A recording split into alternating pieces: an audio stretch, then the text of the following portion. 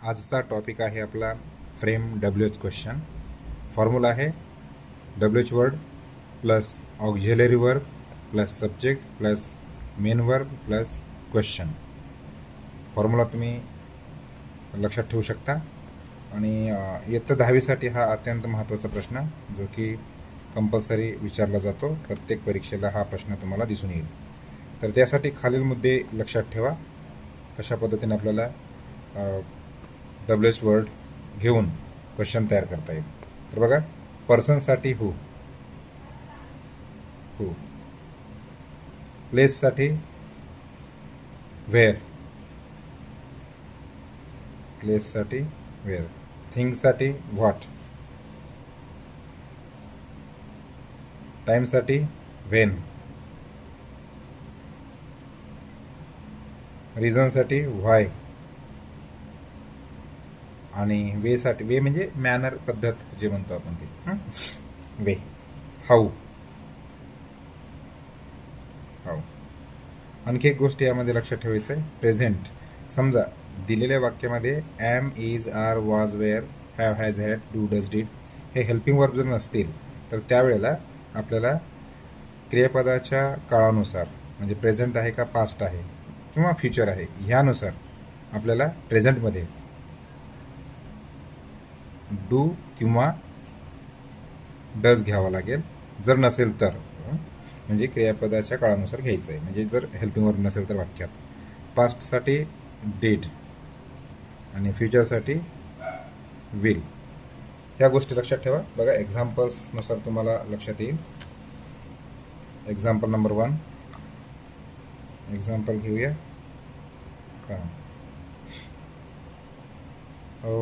Example घेऊया. शी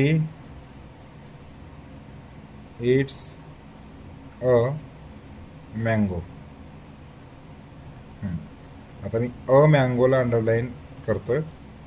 शी it's a mango. ती आंबा खाते. मग काय खाते तर आंबा खाते. म्हणजे एक थिंग, वस्तू झाली. म्हणजे हे एक थिंग झाली, खायचं पदार्थ. म्हणजे एक अशा पद्धतीने आपल्याला ओळखायचं आहे. शी इट्स अ मँगो हा जो अंडरलाईन केलेला भाग आहे 10वीच्या परीक्षेला तुम्हाला हा उत्तरामध्ये येईल आणि हा प्रश्नामध्ये येईल. अशा पद्धतीने तयार करायचं आहे. मग आता फॉर्म्युला आहे आपला WH वर्ड पहिल्यांदा घ्या. आता काय खातं, कायसाठी या ठिकाणी आहे बघा, थिंक, व्हॉट. काय खातो, काय, व्हॉट म्हणजे काय, तर व्हॉट पहिल्यांदा घ्या. व्हॉट. आता इट्स या ठिकाणी ॲम, इज, आर वगैरे हेल्पिंग वर्ब्स नाहीत, कुठलाही नाही. मग ह्यापैकी घ्यायचं आपल्याला. आता जे सांगितलं डू, डज, डिड किंवा विल. मग आता प्रेझेंटमध्ये असेल तर डू किंवा डज येणार. मग हे क्रियापद जो आहे इट्स प्रेझेंट टेन्समध्ये आहे. कसं ओळखायचं आहे, एकतर क्रियापदाचे पहिले रूप असेल, नाहीतर एस किंवा एस लागलेलं असेल, तर तेव्हा हा काय असेल प्रेझेंटमध्ये. ठीक आहे. जर या ठिकाणी ॲड जर राहिला असता तर पास्ट टेन्समध्ये गेला असता.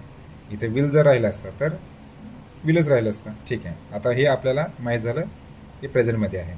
प्रेझेंटमध्ये आहे, परंतु इथे डू किंवा डज घ्यायचं. डू कधी घ्यायचं, डज कधी घ्यायचं आहे. समजा पर्सनल प्रोनाउन्स किंवा एक म्हणजे ऑब्जेक्टच्या ठिकाणी किंवा सब्जेक्टच्या ठिकाणी जर सिंग्युलर जर नाऊन असेल तर सिंग्युलर व्हर्ब घ्या. प्लुरल जर असेल तर प्लुरल व्हर्ब. म्हणजे डू हे प्लुरल, डज हे सिंग्युलर. मग आता व्हॉट इट्स आहे म्हणजे डज येणार. व्हॉट डज शी इट आणि क्वेश्चन मार्क. बघा या ठिकाणी WH वर्ड, डज हे हेल्पिंग वर्ब, सब्जेक्ट आणि ते शेवटी मेन वर्ब आणि क्वेश्चन मार्क. अशा पद्धतीने आपल्याला फ्रेम करता येते. ठीक आहे. नंबर 2 उदाहरण पाहूया. Number 2, he is going to school. तो शाळेला किंवा शाळेत जात आहे असं होतं. आता टू स्कूलला मी अंडरलाईन करतो. बघा बनवता येते का. तो कुठे जात आहे, शाळेला जात आहे. कुठे म्हटलं की वेअर आलं, प्लेस आलं. ठीक आहे. WH वर्ड घ्या म्हणजेच वेअर, कुठे. त्यानंतर इथे इज आहे, इज घ्या. Is where is he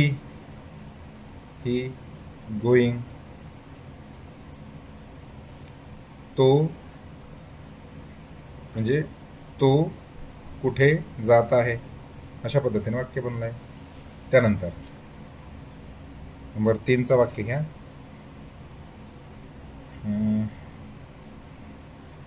he will come tomorrow असं लिहितो. He will come tomorrow. He will come tomorrow. ठीक आहे, ही विल कम टुमॉरो. तो उद्याला येईल किंवा उद्या येईल. ठीक आहे. तर आता हे टुमॉरोला मी अंडरलाईन करतो इथे. आता ही विल कम टुमॉरो, तो कधी येईल. व्हेन म्हणजे टाईम दर्शवतं या ठिकाणी, मग व्हेनने सुरू होणार. व्हेन, आता विल आहे तर विलच घ्या. व्हेन विल ही कम, तो कधी येणार आहे किंवा केव्हा येणार आहे. व्हेन विल ही कम, अशा पद्धतीने वाक्य बनतात. बघा आणखी एक उदाहरण देतो तुम्हाला, बनवता येते का ट्राय करा.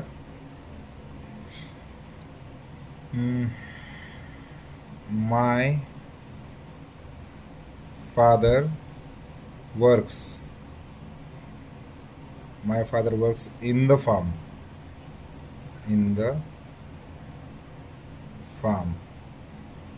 अशा पद्धतीने वाक्य दिलं आहे. आणि इन द फार्मला मी अंडरलाईन केलेलं आहे. आता बनवा. My father works in the farm, एकतर प्रेझेंटमध्ये आहे, येस लागलेला आहे क्रियापदाला.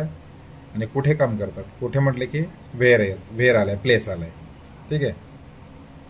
इन द फार्म, वेअर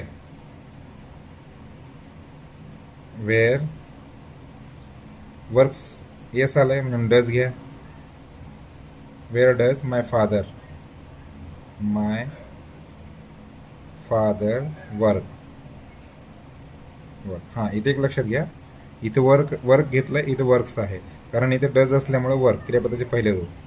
अशा पद्धतीने पहिला वाक्यसुद्धा आपण पाहिलं होतं. आणि शेवटी क्वेश्चन मार्क. ठीक आहे, समजलं हे. नंबर 5चं उदाहरण देतोय. आता हेच वाक्य बघा. आता दोन प्रकार कशा पद्धतीने. My father works in the farm, दोन पद्धतीने बनू शकते. आता मी माय फादरला अंडरलाईन करतो. इथे अंडरलाईन केलेला भाग उत्तरामध्ये आला पाहिजे. My father works in the farm. My father works in the farm. Works in the farm, कोण काम करतात. माय फादर म्हणजे अंडरलाईन केलेला भाग उत्तरामध्ये आला पाहिजे. ठीक आहे. मग कोण काम करतात, कोण म्हटलं की काय आलंय या ठिकाणी पहा, हू, पर्सन आलंय. ठीक आहे, समजलं हे. आता पर्सनसाठी हू आलंय. मग आता इथे हूचं वाक्य घेऊ आपण. हू वर्क्स, बरोबर आहे. हू वर्क्स. पर्सन जर असेल ना, डायरेक्ट वर्क्स म्हणजे डू डज डिड असं घेण्याची गरज नाही. हू वर्क्स इन द फार्म. आणि शेवटी क्वेश्चन मार्क. समजलं. अशा पद्धतीने फ्रेम WH क्वेश्चन तुम्हाला 10वीच्या परीक्षेमध्ये कंपल्सरी विचारण्यात येतो. तर अगदी सोपं आहे, फक्त काही गोष्टी लक्षात ठेवा आणि बनवा. ठीक आहे. धन्यवाद.